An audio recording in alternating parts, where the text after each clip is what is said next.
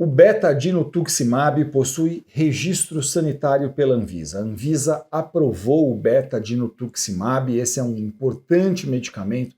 A gente sabe que ele é bastante caro e, apesar da aprovação pela Anvisa, muitas vezes as operadoras de planos de saúde continuam fazendo a recusa de fornecimento. Mas qual será a regra de cobertura desse medicamento por uma operadora de plano de saúde? O que será que as operadoras de planos de saúde olham para definir se esse medicamento terá ou não cobertura? E será que isso, no final de contas, guarda a relação exata com a lei dos planos de saúde? Será que tem algum descompasso entre o que elas olham dentro da regra da ANS e aquilo que diz propriamente a lei dos planos de saúde? Eu sou Elton Fernandes, eu sou advogado especialista em plano de saúde, professor de pós-graduação em importantes instituições da área e autor de livro jurídico. Hoje eu vou tentar desmistificar um pouco para vocês sobre as regras do setor dos planos de saúde.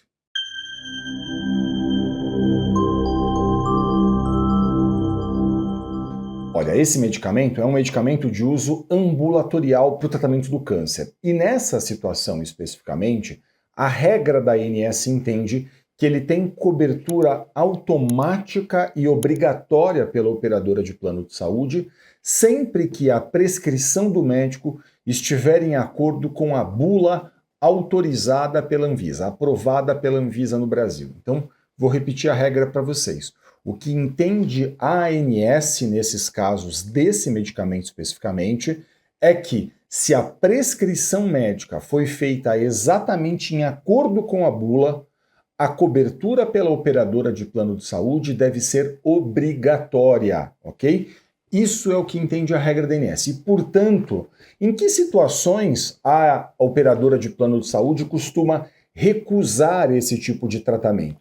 Ela costuma recusar esse tipo de tratamento naquelas situações, então, em que a indicação do médico não está estritamente em acordo com a bula. E aí alguém pode me dizer assim, mas por que o médico faria uma indicação que não está em acordo com a bula? Isso é absolutamente natural. Por quê? Porque muitas das vezes esse médico, por exemplo, ele participa de congresso, ele participa de palestras, ele participa até ativamente, por exemplo, da leitura de estudos científicos, e esse profissional ele pode ver, por exemplo, que novos estudos já indicam esse tratamento ao caso específico de um beneficiário. E aí ele faz o quê? Ele, se aproveitando desse conhecimento que a ciência já concedeu a ele se apoderando desse conhecimento, então, ele às vezes viu um congresso da ASCO nos Estados Unidos, que é o maior congresso de todo o mundo, oncológico, né, o maior congresso oncológico de todo o mundo, ele pode ir lá e fazer o quê, então? Ele pode ir lá e falar assim, vou fazer a prescrição a esse paciente, mesmo não estando em acordo com a bula autorizada pela Anvisa. Isso é um erro? Em hipótese alguma. Se ele está se baseando na ciência, não tem erro nenhum da parte do profissional. Um médico não se pauta propriamente pela bula aprovada pela Anvisa. Ele se pauta pela ciência, ele se guia por esses indicadores todos que a ciência baliza ele. E aí, claro, uma vez que eles tenha feito a indicação, fora dessas condições que estão na bula, a operadora de plano de saúde costuma classificar isso como um tratamento experimental.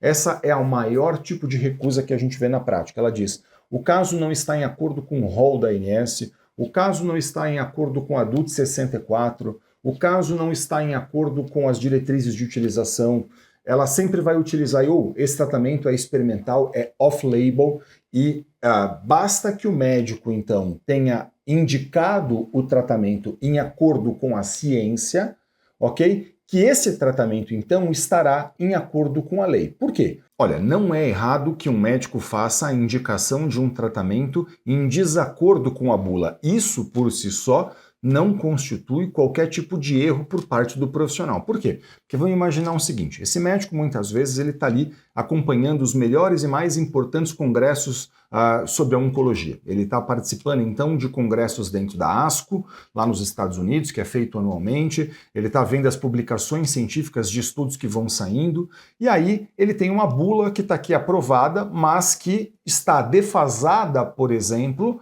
né, à luz do que a ciência já produziu, à luz daquilo que a ciência já está indicando. O que ele faz? Veja, o médico se pauta pela ciência, é isso que ele tem que fazer. Esse é o cotidiano do exercício da profissão dele. Então, nesse caso, é muito comum que o médico faça a indicação desse tratamento. É muito comum que ele olhe para esses estudos científicos e faça a indicação que, nesse momento, está até em desacordo com a bula aprovada pela Anvisa, mas está em acordo com a ciência. Está em acordo, então, com tudo aquilo que a ciência está dizendo para ele.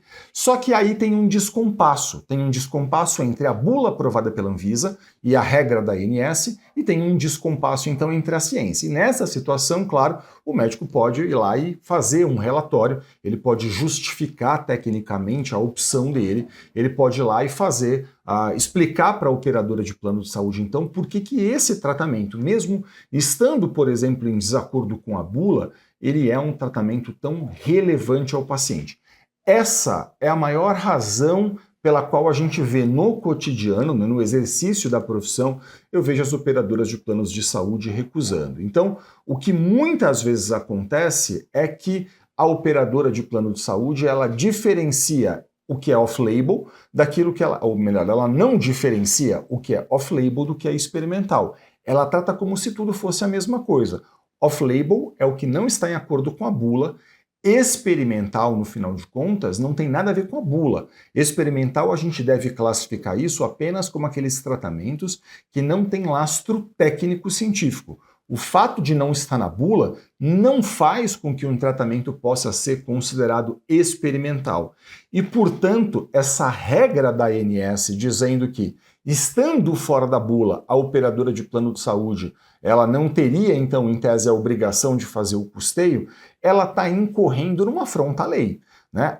Essa regra da ANS, ela é uma regra hierarquicamente inferior à lei. E sempre que houver uma contrariedade entre a regra da ANS e a lei, vale o que na prática? Vale a lei e não a regra da ANS. Nessa situação, um advogado especialista em plano de saúde vai poder analisar o seu caso e ele vai poder, então, a partir dessa análise, entender o seguinte: se está em acordo com a regra da ANS, ele pode, ele mesmo, inclusive, ajudar você a formalizar a reclamação dentro da ANS. Essa é uma prerrogativa que o advogado tem, que esse profissional possui. E aí, claro, se não estiver em acordo com a regra da ANS, ele vai ter que entender o caso, analisar se é, por exemplo, a situação de mover eventualmente uma ação judicial contra esse plano de saúde, a fim de buscar no Poder Judiciário a cobertura desse tipo de tratamento. Okay? Então, essa é uma possibilidade que o advogado possui. E claro, você deve estar perguntando, mas será que se eu tiver, por exemplo, que mover uma ação, como é que isso funciona? Né? Como é que seria isso na prática? Isso não vai levar muito tempo?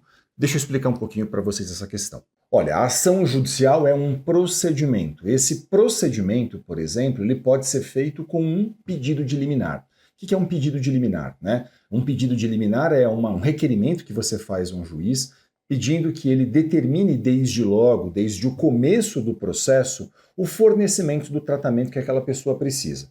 Então, por exemplo, se você demonstra para um juiz que existe um direito e uma urgência, o que o juiz pode fazer? Ele pode determinar desde logo o fornecimento daquilo que você está fazendo o pedido. Então, ele olha para o caso, ele sabe que um processo vai ser longo, e bem porque o juiz sabe que um processo vai ser longo, muitas vezes ele vai poder dizer o quê? Olha, estou entendendo que nesse caso, esse beneficiário aqui ele não pode esperar o final do processo para poder usufruir desse direito. Então, entendendo que existe direito e que existe urgência, ele pode, então, determinar essa liminar. Ele pode conceder essa ordem liminar a fim de que a pessoa possa usufruir desse direito logo no começo do processo. Ele pode fazer isso a qualquer momento, né, a qualquer momento da ação judicial, mas é mais comum, por exemplo, que haja essa análise desde logo, desde o começo, a fim de que, demonstrando que existe direito, demonstrando que existe urgência, que seu caso está em acordo com a lei, que o relatório médico faz a indicação clara de que há uma urgência, de que o caso está em acordo com a ciência, por exemplo, ele possa, então, fazer a determinação disso. E note, esse processo hoje, em todo o Brasil, é inteiramente eletrônico. Então, assim, do Oiapoque ao Chuí, não importa onde você esteja, um processo judicial é inteiramente eletrônico. Imagina que você mora na cidade de São Paulo e você vai conversar com um advogado de São Paulo. Esse profissional vai mover uma ação judicial eletrônica. Hoje existem até audiências que são feitas de forma eletrônica, embora nesses processos especificamente que envolvem plano de saúde, é incomum que haja a necessidade de uma audiência. Pode haver a necessidade de outras questões, outras provas dentro do processo, mas audiência, participação de audiência, não. Em geral, isso não é feito, mas, claro, é sempre muito importante que você converse com um profissional especialista em plano de saúde, a fim de que esse profissional possa analisar as particularidades do seu caso, entender se cabe ou não, qual o caminho vai percorrer, se entender que cabe, e esse profissional vai poder orientar você em acordo com as especificidades do seu caso. Você vai poder dizer para mim eventualmente, mas eu não conheço ninguém que seja especialista nisso. Veja, deixa eu falar uma coisa para vocês.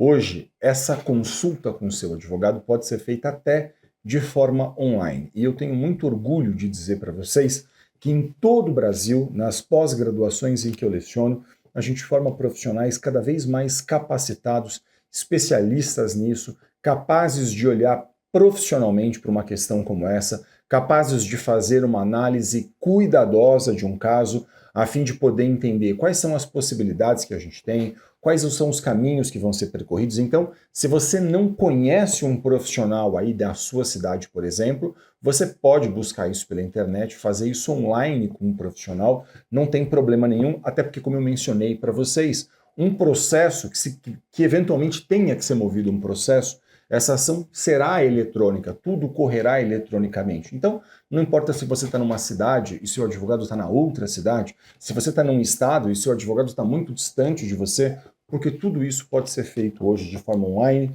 e eu tenho muito orgulho de poder dizer que em todo o Brasil a gente forma nas pós-graduações em que eu leciono profissionais muitíssimo capacitados para lidar com esse tipo de questão. Então, eu sugiro muito que você converse sempre com profissionais especialistas nesse tema. Eu espero que esse vídeo tenha sido útil a você. Muito obrigado pela sua audiência. Se ficou qualquer dúvida, deixe um comentário aqui no canal. Para a gente é sempre um grande prazer poder ajudar, interagir, tirar dúvidas e, claro, não deixe de acompanhar a gente nas redes sociais. Muito sucesso para você e saúde. Até o próximo vídeo.